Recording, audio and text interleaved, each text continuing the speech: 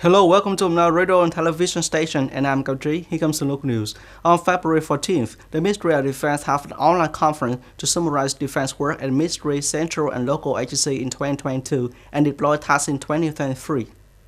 Lieutenant General Nguyễn Văn Anh, Deputy Chief of General Staff of the Vietnam People's Army, presided over the conference. The Provincial Principal was chaired by the Comrade Nguyễn Thị Hoàng, Vice Chairman of Provincial People's Committee. Also in attendance was Colonel Vũ Văn Điền, Commander of Provincial Military Command. Speaking at the conference, Lieutenant General Nguyễn Văn Anh suggested that in the coming time, central departments, ministry, and agencies should pay attention to closely coordinate with the Ministry of National Defense in formulating law projects, research, and propose to formulate policy for armed forces. Central and local departments, ministry, and agency continue to pay attention to build and repair all resources for national defense mobilization, especially to mobilize all resources of the national economy to ensure national defense. According to a survey by Japan External Trade Organization, or JETRO, in Vietnam, 60% of Japanese enterprises will expand their business in Vietnam in the next 1 or 2 years. JETRO surveyed 1,816 Japanese enterprises investing in Vietnam. Among those enterprises, more than 600 enterprises answered validly. Regarding the business direction in the next 1 to 2 years, 60% of enterprises said they would expand their businesses in Vietnam and only 1.1% said they would shrink or move to a third country. Japanese enterprises assess that Vietnamese market has high growth potential. Enterprises can increase revenue by expanding markets and increasing exports. Also, 57.5% of Japanese enterprises invested in Vietnam surveyed plan to reconsider their supply chains and purchasing system. The Ministry of Labor, War, Environment and Social Affairs forecast that by the end of the first quarter this year, enterprises across the country need to recruit nearly 400,000 employees.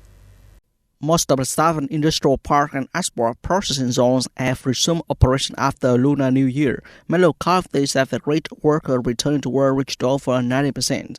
There will be a shortage of local workers this year, especially in the South and Central. The ministry will continue to monitor the recruitment and labor reduction needs of enterprises, especially foreign direct investment enterprises, labor-intensive industries such as garments, footwear, wood production, and etc., to propose options to connect labor supply and demand. Thus, it is possible that this is the golden time of labor recruitment. On February 14, Secretary General Jens Stoltenberg of the North Atlantic Treaty Organization, NATO, raised the possibility of Finland joining NATO without Sweden for the first time.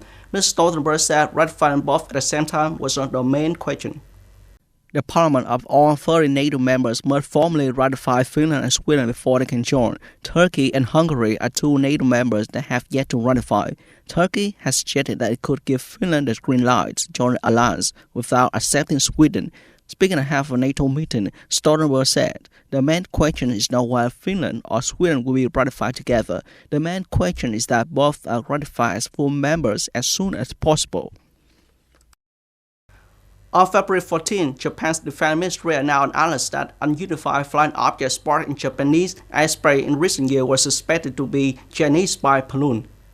According to the Japanese Defense Ministry, hot air balloon-like objects have been detected over Japanese territory at least 3 times between 2018 and 2021. Japanese officials urged Beijing to confirm the details and prevent a recurrence of such incidents. Japanese Defense Ministry sources said the analysis was based on the intelligence from the U.S. about a Chinese hot air balloon shot up by the U.S. military on February 4th. That's all for today. Thank you for watching and goodbye.